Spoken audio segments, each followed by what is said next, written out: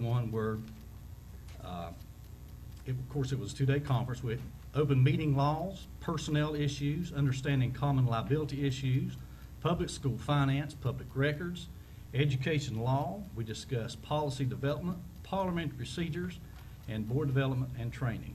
This was a two-day course, and it's time well spent. Also, Chairman Pennell was there, and Dr. Stone was in attendance also. Thank you very much. Thank you, Mr. Knight. Appreciate that report.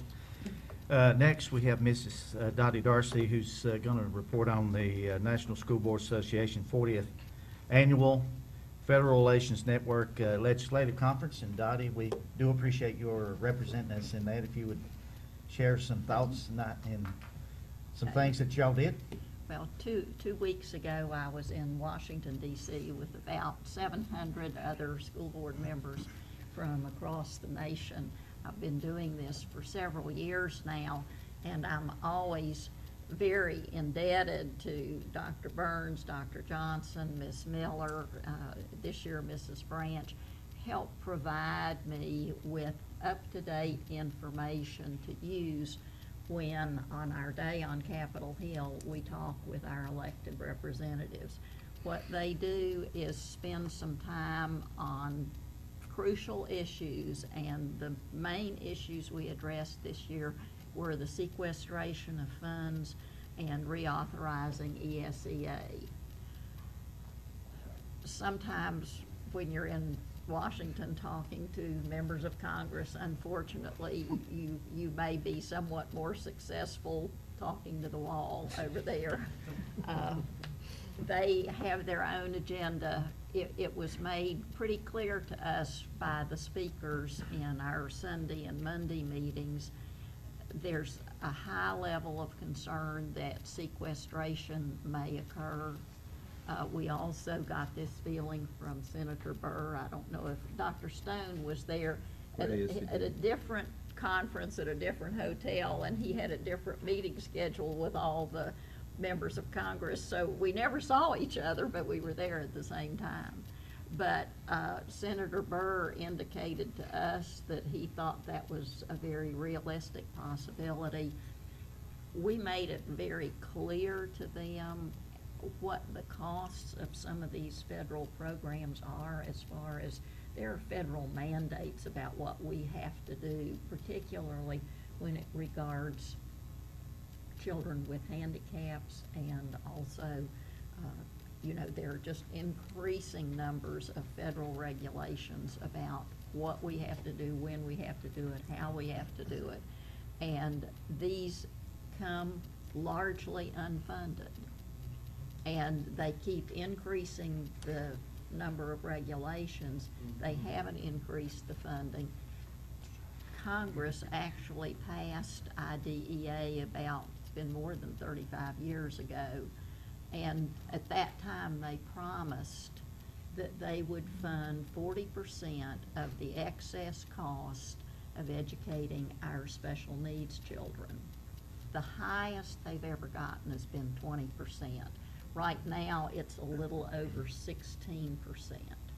And one of the figures that Ms. Miller helped me get is it costs around $8,300, give or take a little, for our average student, but it's about another $3,800 in additional costs to meet the needs of our special ed children. And so one of the things that I figured out, and as I say, Ms. Miller was helpful, we figured out that sometimes we have a child whose needs are so great that they need to have a one-on-one assistant with them all during the school day. If this child is in our school system from the 4-year-old handicapped preschool up through age 22, which is when they age out of the system, we average, and today's cost for that child's education would be about $32,000 a year for that one child.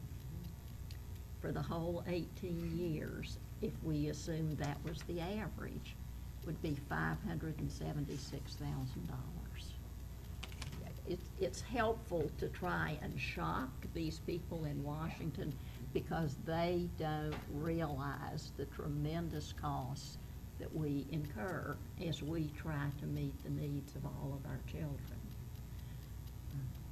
We were somewhat more encouraged when we met with Senator Hagan because she said that I guess back last summer they formed what they called the Gang of Six with 3 Republicans and 3 Democrats who said, you know, we've got to quit this partisan hoo-ha and start talking to each other and getting some work done. She said they are now the Gang of 8, and she said their goal is to be the Gang of 20.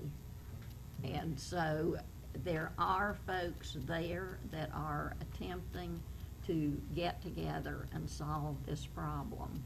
But as I say, the feeling that I came away with is that at least some degree of sequestration is likely to happen. What they have scaled it back a little bit. They are down to around 5.9% cut, but that's still significant. And again, one of the things, I was the presenter on sequestration when we went to Senator Burr's office, and one of the things I told him, I said, we don't get do-overs. If we've got several years that we've got large class size, we have to cut programs, we can't do what we know is best for kids, we can't say, Helen, why don't you go back to first grade and let's just run through these last 3 years over again and see if we can't do better the next time. That's not an option for us. We've got to get it right the first time, and we need their support to do it. The other thing that the National School Board Association introduced, and it's a little on the back burner as far as the State School Board Association because it came to us rather late. They are trying to get some members of Congress to introduce a bill which would remove some of the federal control and put more control at the local level, realizing that no 2 systems are exactly the same, and what works for you may not work for me. Maybe it will. I mean, we may want to do the same thing, but that we need to have more flexibility. Secretary of Education Arnie Duncan spoke to us Monday afternoon. He was leaning somewhat in that direction. Senator Burr has said this several times in the past, that he thinks that there's way too much federal control, that there needs to be more decision-making at the local level. Whether this is going to go anywhere or not is hard to say. They've been pushing for reauthorization of ESEA for about 8 years now, and it just seems like it keeps getting put on the back burner, and so I sensed a level of frustration with the NSBA legislative staff, their lobbying staff, that I haven't seen as much in the past, because we're going back year after year with basically the same request, and we don't seem to be getting very far very fast. But the National School Board Association actually had a meeting with some members of the administration in Washington, I think it was the end of last week, and again presented the local control bill and some of their concerns about sequestration. So they are working constantly to keep this in the forefront of these people's minds. It was interesting while we were there. Normally we meet with both our senators and our representatives. Apparently the week before we came, the House of Representatives decided that they were all going to go home last week and meet with the public, whatever, you know. And so all 535 of them were out of town.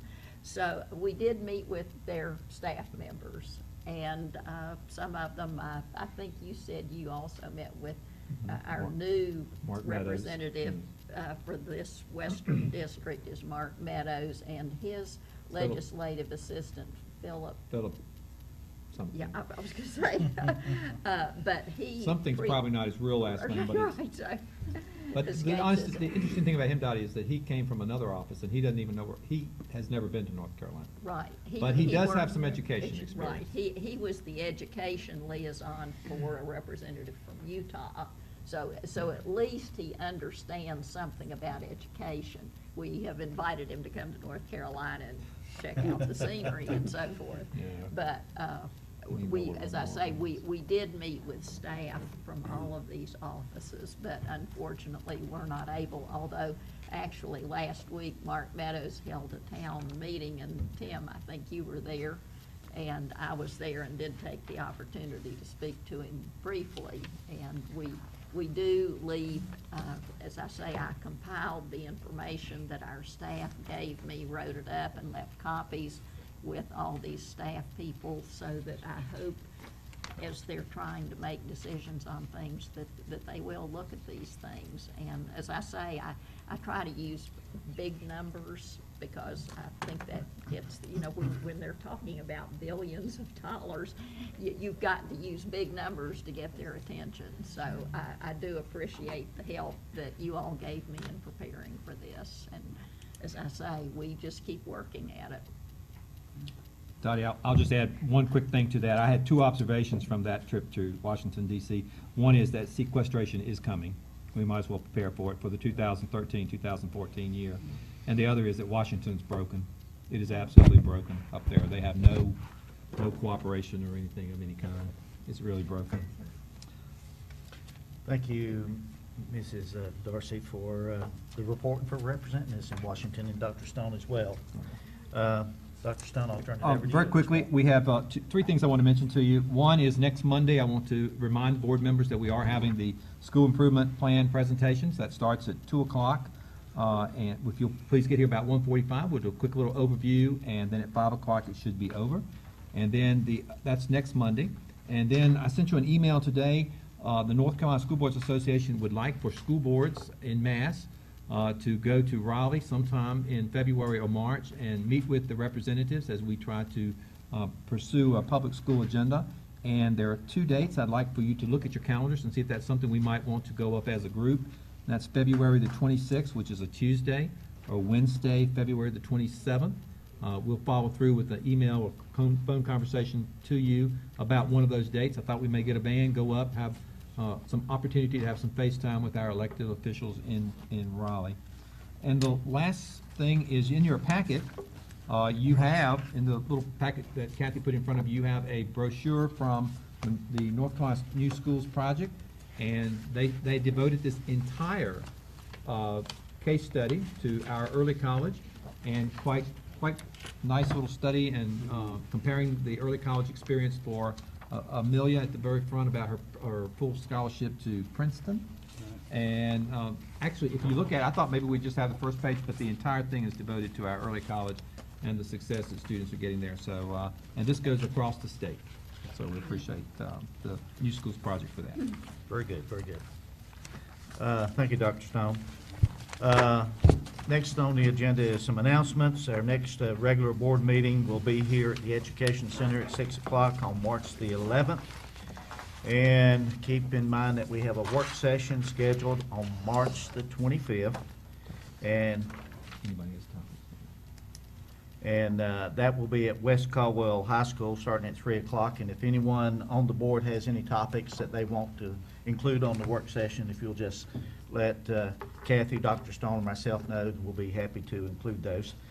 And then also at West Caldwell on that same evening, we will be having our community board meeting there. So those are the announcements that we have coming up. Anyone have any other comments? Do I hear a motion that we adjourn? We adjourn. Is there a second? Second motion. All those in favor say aye. Aye. Any opposed? We are adjourned. Have a great evening.